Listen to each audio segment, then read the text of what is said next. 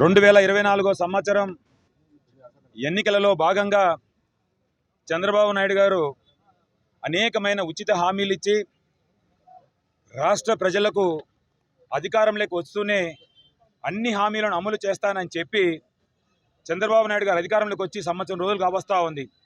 Exact ఈరోజు June 4, 2025 సంవత్సరం counting పూర్తయి ఇప్పటికే చంద్రబాబు నాయుడు గారు సంవత్సరం రోజుల కిందట పండగలు చేసుకుంటా ఉన్నారు. చంద్రబాబు నాయుడు గారు, పవన్ కళ్యాణ్ గారు, మీరు దయచేసి రాష్ట్ర ప్రజలారా గమనించండి. ఈరోజు చంద్రబాబు నాయుడు అధికారంలోకి వచ్చే క్రమంలో అనేకమైన అబద్ధ హామీలు చెప్పి అక్క చెల్లెమ్మలకు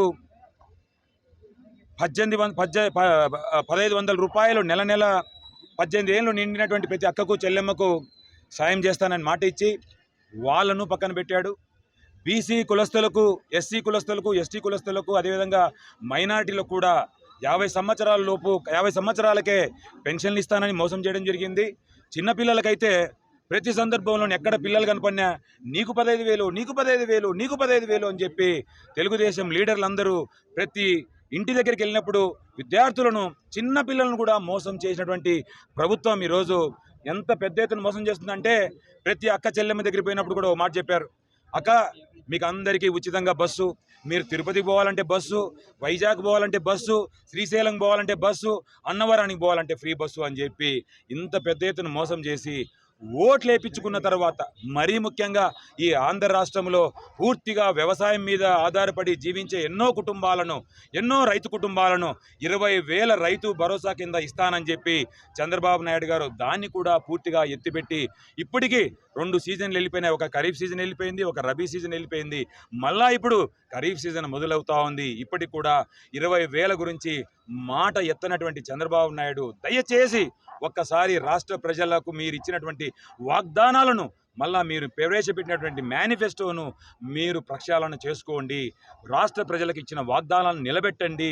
ఎందుకంటే ఈరోజు ఇదే రాష్ట్రం నుంచి, ముఖ్యంగా రాయలసీమ ప్రాంతం నుంచి వేలాది రైతు కుటుంబాలు వలసలు పోతున్నాయి అంటే వాళ్లకు పెట్టుబడి సాయం కింద డబ్బులు అందనటువంటి పరిస్థితులలో, దిక్కుదోచనటువంటి పరిస్థితులలో రైతు కుటుంబాలన్నీ వలసలు పోతున్నాయి. 2014 నుంచి 2019 మధ్యకాలంలో ఈ అనంతపురం జిల్లా నుంచి లక్షలాది కుటుంబాలు వలసలు పోయిన మాట ఎంత నిజమో ఈ రోజు నువ్వు ఖరీఫ్ సీజన్కు విత్తనాలు, చెనిక్కాయ విత్తనాలు, ముఖ్యంగా ఈ అనంతపురం జిల్లాలో, ఈ సత్యసాయి జిల్లాలో ముఖ్యంగా ఖరీఫ్ పంట ఏ పంట అంటే వేరుశెనగ పంట. వేరుశెనగ పంటకు విత్తనాలు కూడా విత్తనానికి మొదలవుతున్నాయి. అప్పుడే ఆల్రెడీ మనం అందరూ దున్నుకుంటున్నారు. విత్తనాలు ఇస్తారేమో, చంద్రబాబు నాయుడికి మారిన బుద్ధి ఏమైనా వచ్చిందేమో, మంచి బుద్ధి వచ్చిందేమో, పవన్ కళ్యాణ్ ఎగిరెగిరి దుంకినాడు, ఆయన కూడా ఏమైనా మంచి బుద్ధి వచ్చిందేమో, విత్తనాలు ఇస్తున్నాడేమో అని చెప్పి ఈ రాష్ట్ర ప్రజలందరూ ఎదురు చూస్తూ ఉన్నారు. ఇప్పుడు జూన్ మాసం మొదలైంది, విత్తనం సీజన్ మొదలైంది. ఇప్పటి వరకు కూడా ఈ సత్యసాయి జిల్లాలో, అనంతపురం జిల్లాలో ఎక్కడే కానీ విత్తనాలు ఇవ్వలేదు, పెట్టుబడి సాయం కూడా ఇవ్వలేదు. వీటన్నిటినీ గమనిస్తే రాష్ట్ర ప్రజలారా దయచేసి ఇప్పటికైనా మేలుకోండి. ఈ వెన్నుపోటు మోసాలకు, ఈ వెన్నుపోటు రాజకీయాలకు మీరు బలి కావద్దండి. మీకు ఎవరైతే మంచి చేస్తారనిపిస్తాదో మీ ఆత్మసాక్షిగా వచ్చే ఎన్నికలలో మీరు ఓట్లు వేయండి.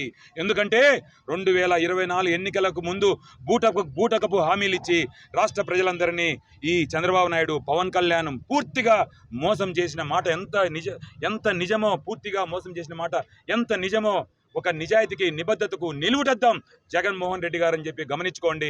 2019 నుంచి 2024 మధ్యకాలంలో మీకు ఇచ్చిన హామీల కోసం కట్టుబడి రాష్ట్ర ప్రజలకు, అక్క చెల్లెమ్మలకైతేనేమి, రైతులకైతేనేమి, విద్యార్థులకైతేనేమి, ఆరోగ్యానికి సంబంధించిన విషయాల్లో అయితేనేమి ప్రతి సందర్భంలోనూ వైఎస్ జగన్మోహన్ రెడ్డి గారు రాష్ట్ర ప్రజల పక్షాన నిలబడి రాష్ట్ర గ్రోత్ రేటు కూడా పెంచినటువంటి ఒక మంచి నాయకుడు, ఒక దిక్సూచి గల నాయకుడు జగన్మోహన్ రెడ్డి గారని చెప్పి ఈ సందర్భంగా తెలియజేసుకుంటా ఉన్నాను. కాబట్టి ఇప్పటికైనా ఆ వెంకటేశ్వర స్వామి కరుణించి చంద్రబాబు నాయుడుకు మంచి బుద్ధి ప్రసాదించి, ఈ సనాతన స్వామికి మన పవన్ కళ్యాణ్ గారికి కూడా మంచి బుద్ధి ప్రసాదించి ప్రజలకు ఏవైతే వాగ్దానం ఇచ్చారో ఆ వాగ్దానాలన్నీ నెరవేర్చమని చెప్పి ఆ వెంకటేశ్వర స్వామిని మేమందరం కోరుకుంటున్నాం.